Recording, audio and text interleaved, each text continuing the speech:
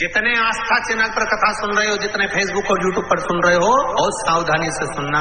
आज भी भगवान शंकर के धाम गया है, उसका एक कारण था कि देवराज ब्राह्मण की माता एक लोटा जल शिव को समर्पित कर। कितना जल? जम के बोलिए जरा। एक लोटा। और आप सबको कहूंगा, शिव मंदिर में प्रतिदिन एक लोटा पानी, एक लोटा जल अवश्य अवश्य चढ़ाना।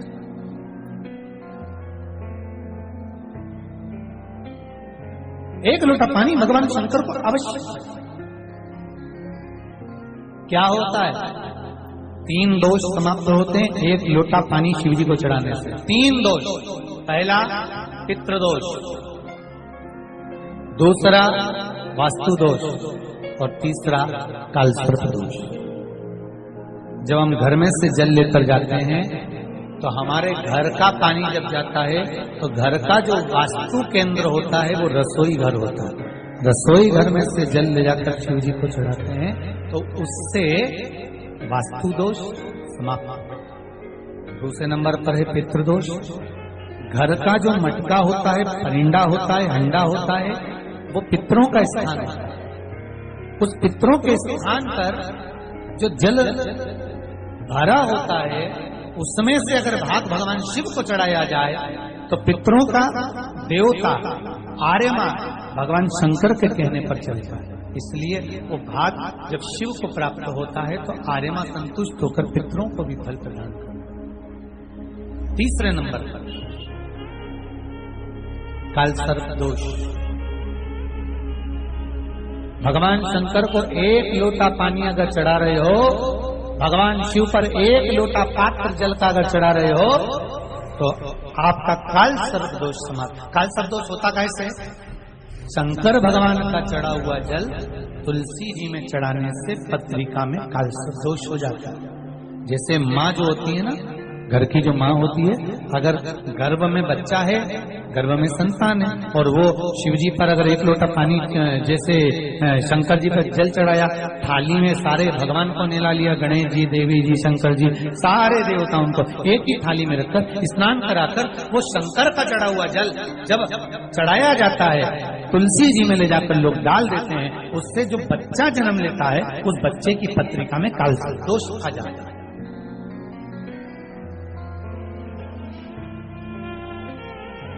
इसलिए शिव महापुराण की कथा कहती है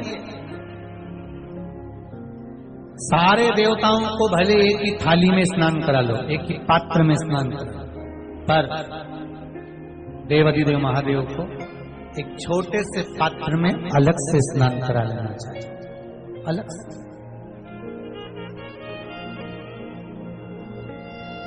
और उस पात्र का जल शिव जी को समर्पित करा हुआ जल तुलसी जी में नहीं डालना।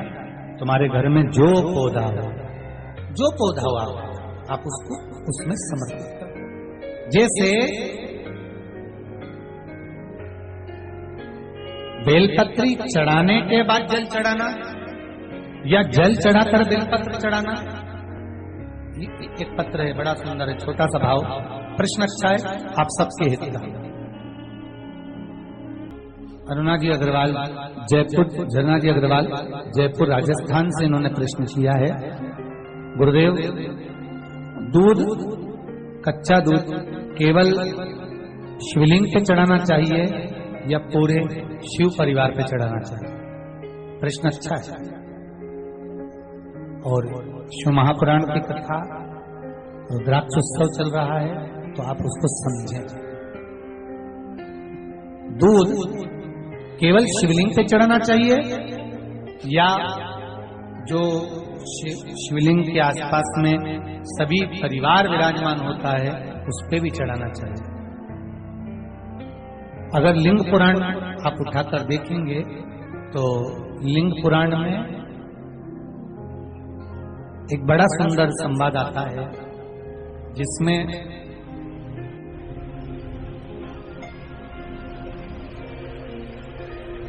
पीले कलर के शिवलिंग का वर्णन है। सफेद, लाल, पीला और काला। ये शिवलिंग का आपको पहले वर्णन करा। ब्राह्मण सफेद मट्टी का शिवलिंग बनाता है, वैश्य पीली मट्टी का शिवलिंग बनाता है, क्षत्रिय लाल मट्टी का शिवलिंग का निर्माण करता है, शूद्र काली मट्टी का शिवलिंग का निर्माण करता है।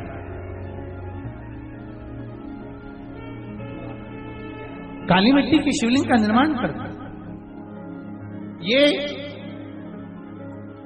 जो वर्णन किया गया है कि उसमें लिंग पुराण के अंतर्गत एक पीले शिवलिंग का वर्णन आता है कि पीला जो शिवलिंग होता है उस शिवलिंग का भाव कितना सुंदर बताया गया है। उसमें व्याख्यान वर्णन में आप अगर पढ़ेंगे देखेंगे लिंग पुराण के अंतर्गत तो उसमें आता है कि दूध जब आप देव अधिदेव महादेव के शिवलिंग पर समर्पित करते हो तो शिव महापुराण की कथा कहती है, लिंग पुराण कथा कहती है, नर्मदा पुराण, स्कंद पुराण, पद्म पुराण, अग्नि पुराण, सारी पुराणे वर्णन करती है, वराह पुराण, ब्रह्मवेत्ता पुराण, ये जितनी पुराणे सब वर्णन करती है कि जब शिवलिंग पर हम दूध चढ़ाते हैं तो केवल शंकर भगवान के शिवलिंग पर दूध चढ़ा देने से संपूर्ण परिवार पर दूध चढ़ जाता है। अलग से हमें कहीं चढ़ाने की जरूरत नहीं, अलग से हमें कहीं दूध ले जाकर चढ़ाने की जरूरत नहीं कि हमें गणेश जी को अलग से चढ़ाना पड़ेगा, देवी जी को अलग से चढ़ाना पड़ेगा, कार्तिकेय जी को अलग से चढ़ाना पड़ेगा या नंदी को अलग से चढ़ाना पड़ेगा। तो जो प्रश्न करा है गन्ना जी अग्रवाल जी ने, जयपुर राजस्थान से हैं, सुंदर प्रश्न करा है। और ये आपको ज्ञात होना चाहिए कि शंकर भगवान पर चढ़ाया गया थोड़ा सा भी दूध जल जो हम भगवान शिव को समर्पित कर रहे हैं वो केवल शिव के लिए नहीं रहता, केवल भगवान शंकर के लिए नहीं है, वो स्वयं 33 कोटि देवताओं को समर्पित हो जाए, स्वयं 33 कोटि देवताओं को।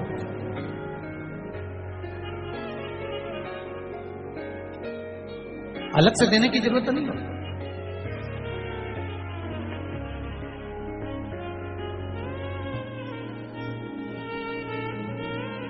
महाराज एक लोटा पानी,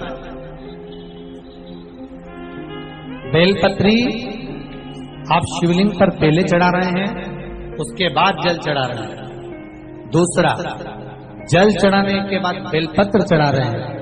ये दो अलग अलग क्रम है शंकर भगवान की पूजन की। आप समझ लीजिएगा जरा, ये प्रसंग कभी नहीं आया, आज आया है तो उसको समझ।